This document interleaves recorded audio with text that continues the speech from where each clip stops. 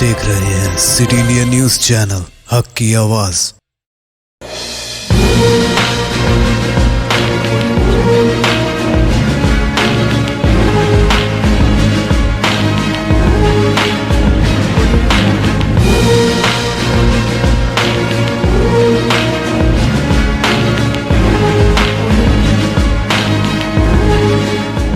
నమస్తే, నేను Yamini. Welcome to city India news. ఇక బులెటిన్ లో అప్డేట్స్ చూస్తే, రెడ్ క్రాస్ మొబైల్ యాప్ ను ప్రారంభించారు గవర్నర్. విజయవాడ పిల్లల కోసం, జూనియర్ యువత కోసం యూత్ రెడ్ క్రాస్ విభాగాలు ప్రారంభించాల్సిన అవసరం ఉందని ఆంధ్రప్రదేశ్ గవర్నర్ బిశ్వా భూషణ్ హరిచందన్ అభిప్రాయపడ్డారు.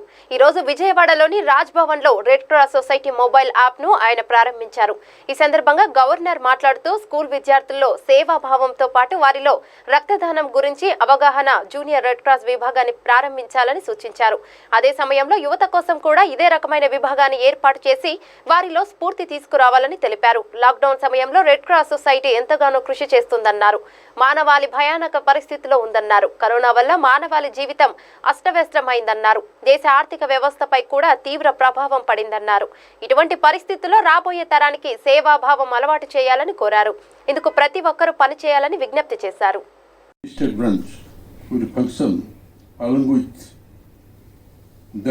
As an auxiliary organization of the government.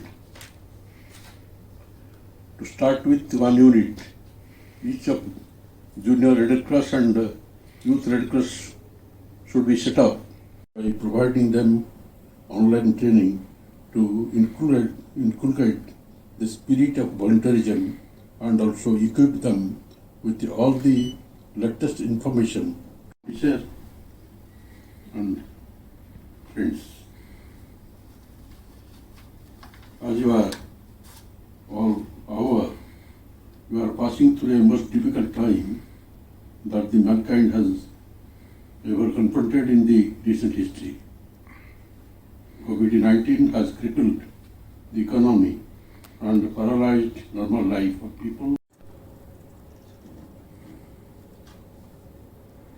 Dr. S. Reddy, Chairman, RCS, we requested to provide hand-holding support to the students and help them to enroll through the smartphone-based mobile.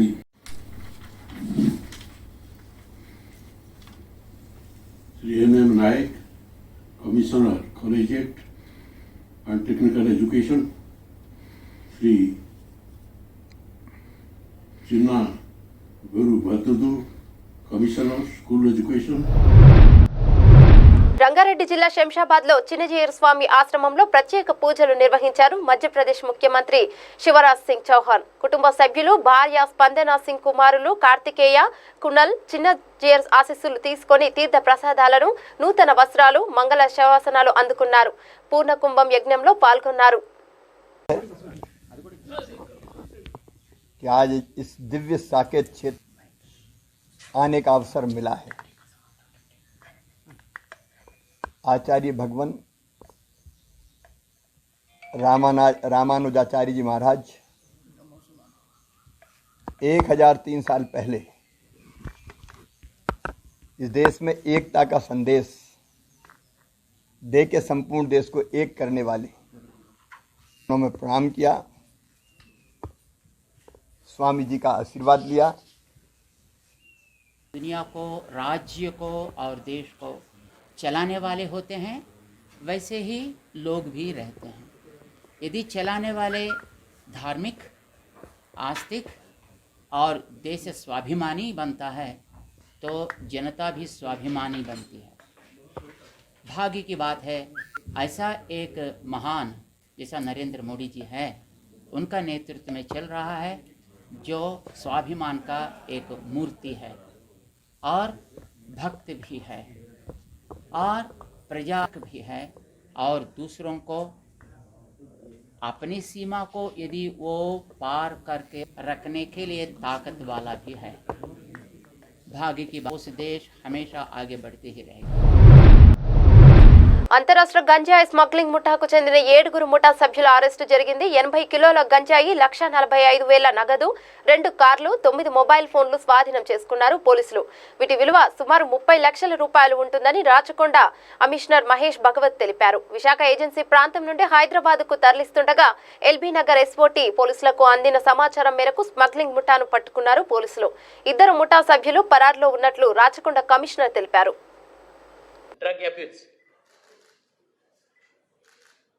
మన ప్రపంచంలో organise crime దాంట్లో number 1 crime అంటే drugs trafficking.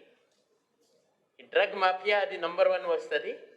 తర్వాత human trafficking, అక్రమ రవాణా, తర్వాత arms trade. Number 1 ఎప్పుడైనా ఈ డ్రగ్స్ ట్రాఫికింగ్. మీ అందరికీ తెలుసు, మన దేశంలో కూడా చాలామంది ఈ డ్రగ్స్ వలన బలి అవుతున్నారు. స్పెషలీ యూత్, ఈ జనరేషన్ టు జనరేషన్ మనకి స్పాయిల్ అవుతున్నాయి. మన నగరంలో ఈ శివారు ప్రాంతంలో గాంజాయి కావచ్చు, ఇంకో వేరే డ్రగ్స్ కావచ్చు, దానివలన చాలామంది పేరెంట్స్ బాధపడుతున్నారు. పిల్లలు ఇక్కడ చదువు కోసం వాళ్ళు పంపిస్తున్నారు, మాత్రం పిల్లలు కొంతమంది ఇలాంటి అడిక్షన్కి బలి అవుతున్నారు. మొన్ననే మా ఆదిపట్ల పోలీస్ స్టేషన్లో కూడా ఒక లా స్టూడెంట్స్కి ఈ గాంజాయి దాంట్లో 6 నెలల జైలు శిక్ష కూడా పడింది. ఈరోజు మనం ఈ ప్రెస్ మీట్లో ఈ world day against drug abuse సందర్భంగా మనం చేసిన పని, తర్వాత ఈ లేటెస్ట్గా మా ఎస్ఓటి సిబ్బంది ఎల్బీ నగర్ జోన్ మన అబ్దుల్లాపూర్ మెట్ పోలీస్తో కలిసి పట్టుకున్న 81 kg గాంజాయి.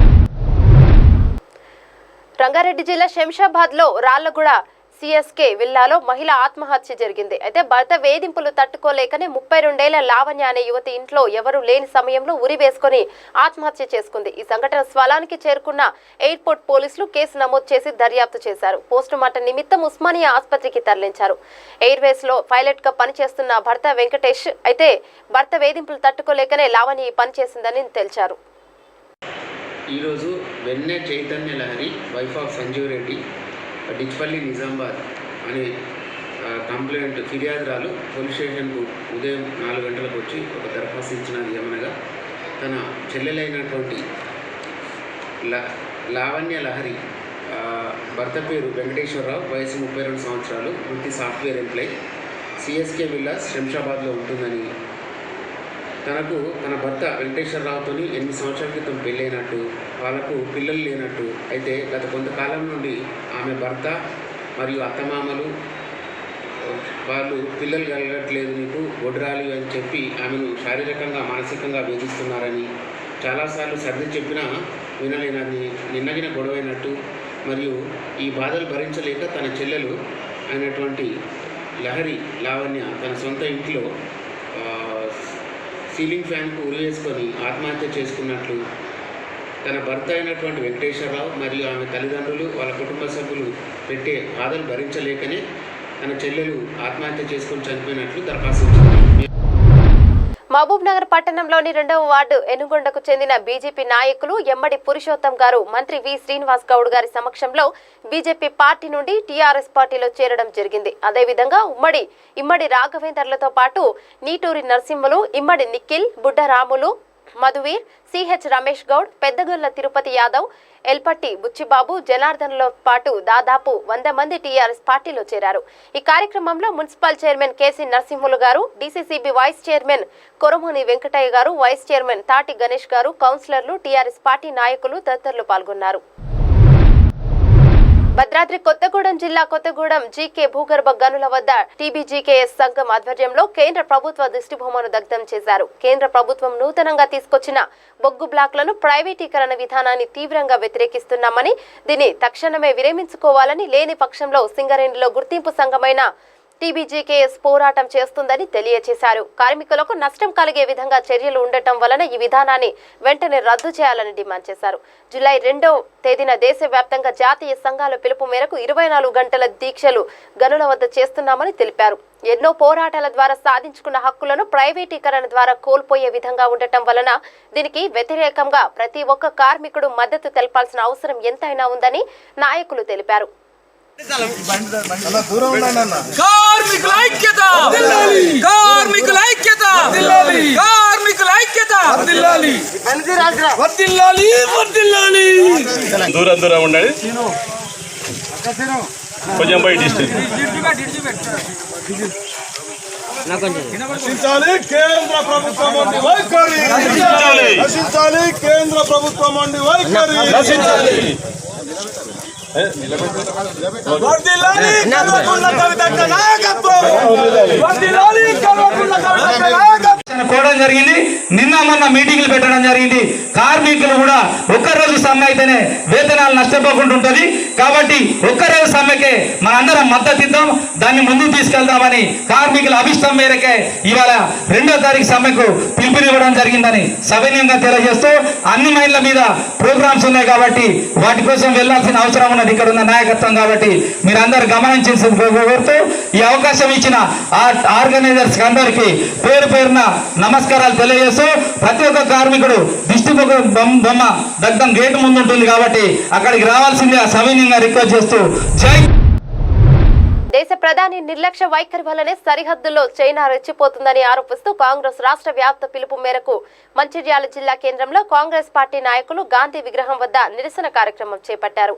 ఈ సందర్భంగా కాంగ్రెస్ పార్టీ నాయకులు అంకం నరేష్ మాట్లాడుతూ సరిహద్దుల్లో సైనికుల మరణానికి మోడీ నైతిక బాధ్యత వహించి రాజీనామా చేయాలని డిమాండ్ చేశారు.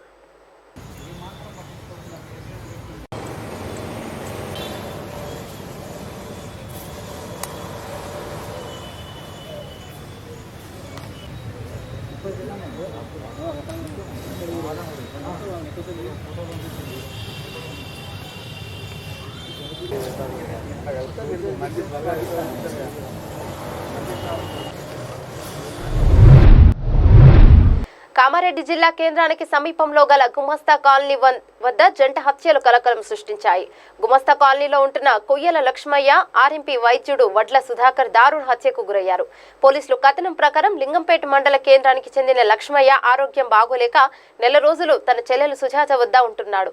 ఇతనికి ఆరోగ్య రీత్యా ఆర్ఎంపీ వైద్యుడు సుధాకర్ మందులు ఇస్తూ పరీక్షిస్తూ ఉంటాడు. అయితే ఈ క్రమంలో ఇద్దరు బాగా కలిసిపోయి ఒకే కుటుంబ సభ్యులు మాదిరిగా ఉంటారు. అయితే గురువారం రాత్రి ఇద్దరు కలిసి చుక్కాపూర్లో ఒకరికి చికిత్స నిర్వహించడానికి కలిసి వెళ్లారు. అక్కడి నుంచి వచ్చిన తర్వాత ఒక చోట కూర్చొని మద్యం సేవిస్తుండగా వీరిపై దాడి జరిగినట్టు తెలుస్తోంది. లక్ష్మయ్యను విచక్షణారహితంగా నరికి చంపగా సుధాకర్ పారిపోయే ప్రయత్నం చేస్తుండగా వెంటపడి మరీ కొట్టి చంపినట్లుగా పోలీసులు అనుమానిస్తున్నారు. మరోవైపు తమకు ఎవరు శత్రువులు లేరని ఎవరో కావాలని చంపినట్టుగా ఆర్ఎంపీ సుధాకర్ భార్య స్వప్న తెలిపింది. మొత్తం మీద జిల్లా కేంద్రానికి సమీపంలో జంట హత్యలు కలకలం రేపాయి. ఘటనా స్థలానికి డీఎస్పీ లక్ష్మీనారాయణ చేరుకొని వివరాలు అడిగి తెలుసుకున్నారు. డాగ్ స్క్వాడ్ క్లూస్ టీంతో విచారణ చేపట్టారు. జిల్లా ఎస్పీ శ్వేతారెడ్డి చేరుకొని మృతదేహాలను పరిశీలించారు, వివరాలు తెలుసుకున్నారు. మృతుడు సుధాకర్ కు భార్య స్వప్న, 5 సంవత్సరాల కొడుకు సుమిత్, 8 సంవత్సరాల పాప సంజన ఉన్నారు. మరో మృతుడు లక్ష్మయ్యకు భార్య వెంకటమ్మ, కూతురు, 2 కుమారులు ఉండగా పెద్ద కుమారుడు స్వామి పెళ్లై బెంగళూరులో ఉద్యోగం చేస్తున్నాడు. చిన్న కుమారుడు శివకుమార్ లింగంపేట మండల కేంద్రంలో వాటర్ మెన్ గా పనిచేస్తున్నాడు. మహబూబ్ నగర్ జిల్లా కేంద్రంలోని సిఎంఆర్ షాపింగ్ మాల్లో ఇంటి దొంగల యాజమాన్యం కనుకప్పి దొంగతనాలకు పాల్పడుతుండగా పోలీసులు పట్టుకొని కటకటాల వెనక్కి పంపించారు. మాల్ ప్రారంభం నుంచి ఎంతో నమ్మకంగా పనిచేస్తున్నట్లు నటిస్తున్న సుబ్రహ్మణ్యం, జగదీష్, చంద్రబోస్, లోకేశ్వరరావు, బుజ్జి అనే 4 కేడీలు బాగా జల్సాలకు అలవాటు పడ్డారు. దాంతో పెద్ద ఎత్తున అప్పులు చేశారు. ఇక అప్పులు తీర్చేందుకు తాము పనిచేస్తున్న మాల్లోని ఆభరణాలకే ఎసరు పెట్టారు. చాకచక్యంగా ఓ బంగారు వడ్డానం నెక్లెస్లు, ఉంగరాలు, గాజులు ఇలా దాదాపు 40 తులాల బంగారు ఆభరణాలను, కిలో దాకా వెండి వస్తువులతో పాటు 3,73,000 నగదును కూడా దొంగిలించారు. ఇలా దొంగిలించిన బంగారాన్ని స్థానికంగా ఉన్న తమ మిత్రుల ఐడి ప్రూఫ్లతో మనప్పురం, ముతూట్, ILF లో తదితర సంస్థలో తాకా పెట్టి డబ్బులు తీసుకున్నారు. ఈ వ్యవహారం అంతా ఏడాది కాలంగా సాగుతుంది. లెక్కల్లో తేడా గమనించిన యాజమాన్యం పోలీసులకు ఫిర్యాదు చేయడంతో పోలీసులు రంగంలోకి దిగి అనుమానితులను ఉన్న సుబ్రహ్మణ్యంను అదుపులోకి తీసుకొని మొత్తం బండారాన్ని బహిర్గతం చేశారు. దాంతో ఆయా తాకట్టు పెట్టుకునే సంస్థల నుంచి బంగారాన్ని రికవరీ చేసి ఆ నలుగురితో పాటు వీరికి సహకరించిన ఇద్దరు స్థానికులను కూడా అరెస్టు చేసి రిమాండ్కు తరలించారు. ఈ అంశంపై జిల్లా ఎస్పీ రేమా రాజేశ్వరి మీడియాతో మాట్లాడుతూ నగరంలోని బంగారు తాకట్టు పెట్టుకునే సంస్థలు ఎలాంటి రిసీట్లు లేకుండా ఇంత పెద్ద ఎత్తున బంగారాన్ని తాకట్టు పెట్టుకోవడం సరైంది కాదని వారి పూర్తి రికార్డులు కూడా పరిశీలిస్తున్నామని తెలిపారు. CMR shopping mall chief manager ఈ వ్యక్తి ఇచ్చినటువంటి పిటిషన్ ప్రకారంగా సిఎంఆర్ షాపింగ్ మాల్లో పనిచేసినటువంటి మేనేజర్లు, క్యాషియర్లు ఇంకా ఇతర స్టాఫ్ మెంబర్స్ అందరూ కూడా కలిసి గత సంవత్సరం నుంచి మేనేజ్మెంట్కి తెలియకుండా ఈ షాపింగ్ మాల్లో ఉన్నటువంటి బంగారు ఆభరణాలని డైవర్ట్ చేస్తూ, మిస్అప్రోప్రియేషన్ చేస్తూ ప్రైవేట్ ఫైనాన్షియల్స్ దగ్గర ఈ ఆభరణాలని వాళ్ళు ప్లెడ్జ్ చేస్తూ ఆ డబ్బులని వాళ్ళు డైవర్ట్ చేసుకున్నారు. వాళ్ళ యొక్క వ్యక్తిగత అవసరానికి వాళ్ళు వాడుకున్నారు. ఇది ఎలా ఈ మేనేజ్మెంట్ నోటీస్కి వచ్చిందంటే, పోలీస్ స్టేషన్లో 19th రోజు పిటిషన్ ఇవ్వడానికి కొన్ని రోజుల ముందే వాళ్ళు మేనేజ్మెంట్ తరపున ఆడిట్ కమ్ ఇన్స్పెక్షన్ చేసినటువంటి క్రమంలో అకౌంట్ బుక్స్లో సరైనటువంటి డీటెయిల్స్ లేకపోవడం వల్ల వాళ్ళు ఒకటి ఇంటర్నల్ ఎంక్వైరీ చేస్తే ఆ ఇంటర్నల్ ఎంక్వైరీలో చాలా విషయాలు వాళ్ళ దృష్టికి వచ్చింది. ముఖ్యంగా ఆభరణాలు తీసుకోవడానికి అడ్వాన్స్ అమౌంట్ కస్టమర్స్ ఎవరైతే ఇస్తున్నారో అడ్వాన్స్ అమౌంట్ వాళ్ళ దగ్గర నుంచి తీసుకున్న తర్వాత అడ్వాన్స్ రెసిట్ ఒకటి ఆ కస్టమర్స్కి ఇస్తారు. కానీ ఆ తర్వాత ఆ డబ్బులు ఎక్కడ పోయింది అనేది అక్కడ సరైనటువంటి లెక్క కానీ రిజిస్టర్లో ఎటువంటి డీటెయిల్స్ లేవు. సెకండ్ వచ్చేసి కొన్ని ఆభరణాలు షాపులు ఉన్నటువంటి ఆభరణాలు వాళ్ళ దృష్టిలో లేదు, దానికి సరైనటువంటి లెక్క లేదు. కొన్ని ఆభరణాలు మిస్సింగ్ ఉన్నట్టు కూడా వీళ్ళ దృష్టికి తీసుకొచ్చారు. ఈ ఆడిట్ ఇన్స్పెక్షన్ చేసిన తర్వాత ఇటువంటి ఒక పెద్ద మిస్అప్రోప్రియేషన్ జరిగింది. దాదాపు 68 lakhs వాళ్ళకి ప్రథమ దృష్టికి వచ్చింది. ఇవి వాటి విలువైన బులెటిన్ అప్డేట్స్. మరో బులెటిన్లో మళ్ళీ కలుద్దాం. అంతవరకు చూస్తూనే ఉండండి సిటీ ఇండియా న్యూస్.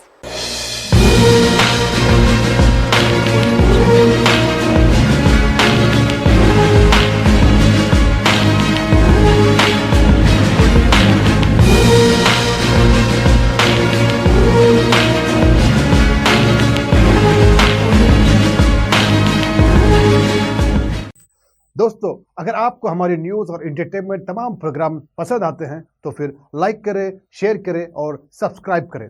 और हाँ, बेल आइकॉन दबाना ना भूलें ताकि आप हमारी हर न्यूज़ और हर एंटरटेनमेंट प्रोग्राम से अपडेट रहें। देखते रहिए सिटी इंडिया न्यूज़, हक की आवाज़।